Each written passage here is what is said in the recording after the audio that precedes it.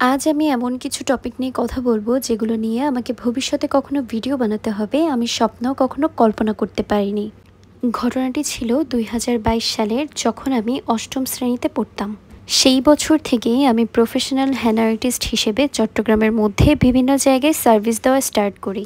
ঘটনাটি ছিল সেই বছরেরই, এবং একটা ব্রাইডের বিয়েতে আমি যাই তাকে মেহেদি পরানোর জন্য, এবং গিয়ে সাথে সাথে কাজ করা স্টার্ট করে দিই। কাজ করতে করতে একটা পর্যায়ে ব্রাইডের মা আমাকে জিজ্ঞেস করে, মা তোমাকে দেখতে অনেকটা ছোট মনে হয়, তুমি কোন ক্লাসে পড়ো? আমি খুব সিম্পলি তাকে রিপ্লাই করেছিলাম, আন্টি আমি এবার অষ্টম শ্রেণীতে পড়ছি।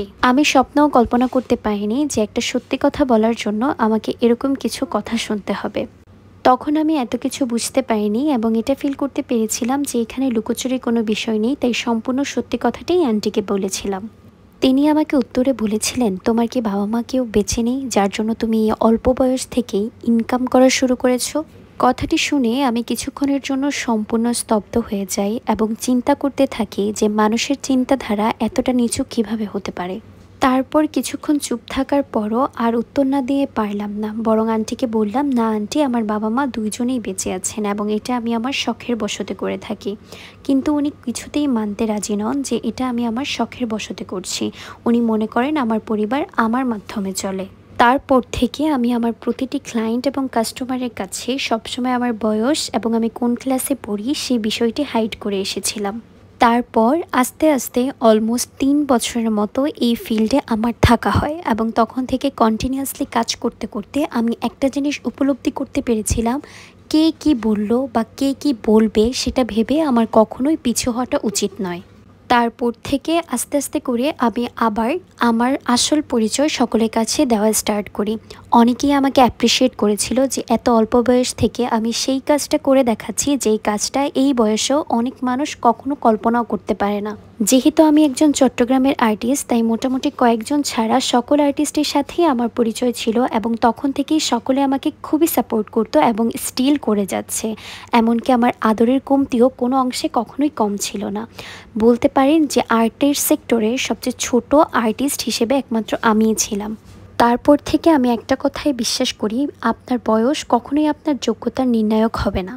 আপনার যোগ্যতা প্রকাশ পাবে আপনার কাজের ধরন, কর্মদক্ষতা, পরিশ্রম এবং নিষ্ঠার ওপর। এখানে আপনার বয়স আসলেই কোনো বড় বিষয় নয়।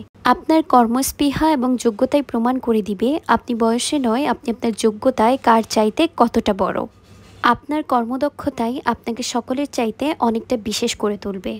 এটি থেকে আমার জীবনে নেওয়া একটি শিক্ষার মধ্যে অন্যতম একটি শিক্ষা হলো, লোকে কি বলবে তা ভেবে নিজের পরিচয় গোপন না করে আপনার যোগ্যতা সহিত মানুষকে প্রমাণ করে দিয়ে মানুষের দৃষ্টিভঙ্গির মধ্যে পরিবর্তন আনার মধ্যেই আসল মজা।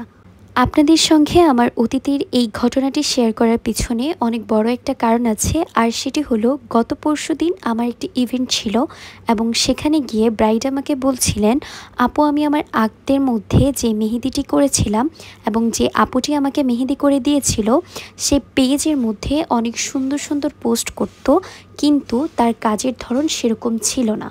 তিনি অলমোস্ট ২ বাচ্চার মা, কিন্তু তারপরও তার মিথ্যা কথা বলতে একবারের জন্য বুক কাঁপেনি। তখন আমি আপুকে বললাম যে আপু, সেই জন্যই আপনি কখনো বুকিং দেওয়ার আগে পেজটি সম্পর্কে ভালো মতো ঘেঁটে সেটা সম্পর্কে জেনে নেবেন। কথা বলতে বলতে একটা পর্যায়ে তিনি আমাকে জিজ্ঞেস করেন যে আপু আপনি কিসে পড়েন? তখন আমি তাকে খুব গর্বের সঙ্গে উত্তর দিই যে আপু আমি এবার এসএসসি দিয়েছি। এবং একটা পর্যায়ে তিনি আমার হাতে আইফোন দেখে আমাকে প্রশ্ন করেন যে এটা আমি কোথা থেকে পেয়েছি। তখন আমি তাকে বললাম, আপু এটা আমি অনেক কষ্ট করে আমার পরিশ্রমের টাকা দিয়ে কিনেছি।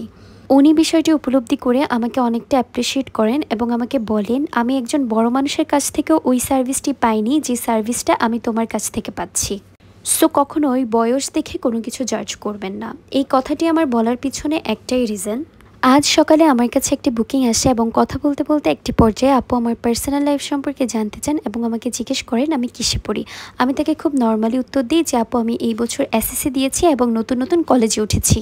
উনি আমার কাছ থেকে এই উত্তরটি শুনে শুরুতেই আমাকে একটি কমপ্লিমেন্ট দিয়ে ফেলে যে আপু তুমি এত ছোট, তুমি কিভাবে কাজ করবে? আমি তখন আপুকে খুব নর্মালি উত্তর দিয়েছিলাম, কর্মই মানুষের আসল পরিচয়, বয়স নয়। আজকের এই ভিডিওটা আমার সকল ছোট ছোট আপু এবং বন্ধুদের জন্য একটা মেসেজ হিসেবে যাবে যে তোমার বয়স কখনোই তোমার যোগ্যতাকে আটকে রাখতে পারবে না। যদি তোমার মধ্যে যোগ্যতা থাকে তাহলে তা কখনো না কখনো অবশ্যই প্রকাশিত হবে। সো কে কি বলবে তা ভেবে অন্তপুরে না থেকে অন্তপুরের পর্দা থেকে বাইরে বেরিয়ে আসো এবং নিজের যোগ্যতাকে সকলের সামনে তুলে ধরো। ইনশাল্লাহ এমনও হতে পারে তুমি এই পুরো জগতের জন্য একটা আদর্শ হয়ে উঠতে পারো, এবং এমনও হতে পারে তোমার থেকে অনুপ্রাণিত হয়ে অনেকেই তার জীবনে অনেকটা এগিয়ে গিয়েছে।